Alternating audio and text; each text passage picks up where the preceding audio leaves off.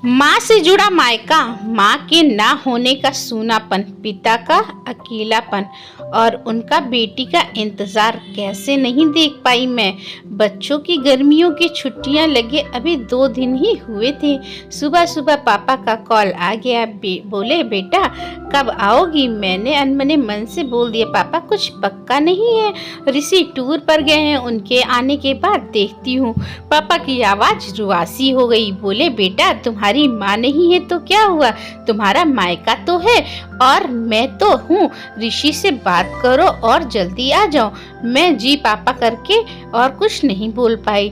जब तक माँ थी उनसे रोज फोन पर ढेरों बातें करती थी। साल में एक बार गर्मी की छुट्टियों में पूरे 10 दिन के लिए मायके जाती थी। वो सुख किसी जन्नत से कम नहीं होता था। बच्चों से ज्यादा मुझे गर्मियों की छुट्टी का इंतजार रहता था।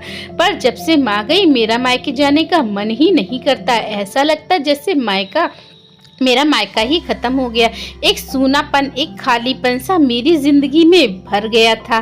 पापा एकदम शांत स्वभाव के थे और कम बोलते थे। सभी की जरूरत का पूरा ध्यान रखते थे। ऐसे नहीं था कि पापा को प्यार नहीं करती थी, पर बचपन से मैं माँ के ज्यादा करीब थी। या यूं कहो कि वे मेरे दिल के सबसे करीब थी। अपने सारे सुख दुख एक सहेली के भांति मैं उनसे साझा करती थी। आज सुबह सुबह पापा का कॉल आया तो उन्हें मना नहीं कर पाई। पापा का दिल रखने के लिए ऋषि से बोलकर अगले हफ्ते की टिकट करवा पहुंच गई। मैं के जैसे ही दरवाजे पर पहुंची माँ की याद आ गई। ऐसा लगा जैसे वो अभी बाहर निकलकर मुझे गले लगा लेंगी।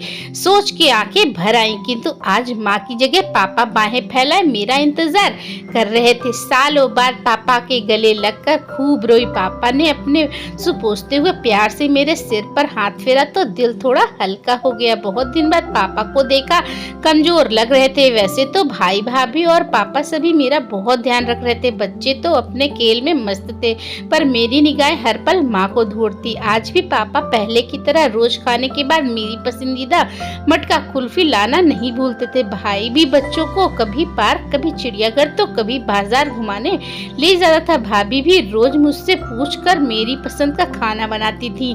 सब कुछ पहले की तरह ही था, बस माँ नहीं थी। इस बार मायके में मेरा दिल नहीं लग रहा था। माँ की कमी मुझे बहुत खल रही थी। ऋषि को कॉल करके मैंने 2 दिन बाद का टिकट करवा लिया। सबने मुझे रोकने की बहुत कोशिश की, पर मैं नहीं मानी। देखते ही देखते मेरे जाने का समय आ गया। आज शाम की ट्रेन में मेरी घर वापसी थी। मैंने सामान पैक करके रख लिया था, बस पापा का इंतजार कर रही थी। पापा ना जाने सुबह से बिना बताए कहाँ चले गए थे। उनका मोबाइल भी नहीं लग रहा था। मन घबरा रहा था, बिना बताए आखिर कहाँ गए। इधर मेरी ट्रेन का समय भी होता जा रहा था। समझ नहीं आ रहा था कि क्या करूं। तभी पापा का कॉल आया। बोले गुड़िया तुम लोग स्टेशन पर सीधे आओ, मैं वहीं आ रहा हूं। हम लोग स्टेशन पर पहुंच गए। ट्रेन सही समय पर पहुंच गई। स्टेशन पर हमारा इंतजार पापा कर रहे थे। उनके हाथ में एक बॉक्स था। मुझे देखते देखते ही उन्होंने मुझे वह दे दिया। आश्चर्यचकित होकर पूछा इसमें क्या है। पापा की आंखें भर आई। आंखें पोंछते हुए बोले इसमें तुम्हारी माँ का प्यार है। मैं कुछ समझ पाती उससे पहले ही ट्रेन चल दी। तभी बेटे ने आवाज दी। मेरे हाथों में एक चिट्ठी थमाते हुए कहा मम्मी नाना जी ने ये आपके लिए दिया है। मैंने तुरंत चिट्ठी खोली। उसमें लिखा था मेरी प्यारी गुड़िया रानी सदा खुश रहो।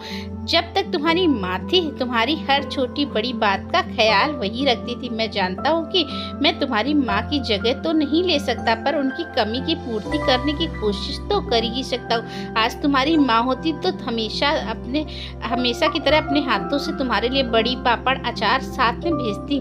माँ के हाथ का तो नहीं, पर उनके स्वाद जैसा सब सामान एक दुकानदार से बनवाने की कोशिश की है। उम्मीद है तुम्हें पसंद आएगा। और हाँ बेटा, माँ नहीं तो क्या हुआ, तुम्हारा मायका और हम तो हैं।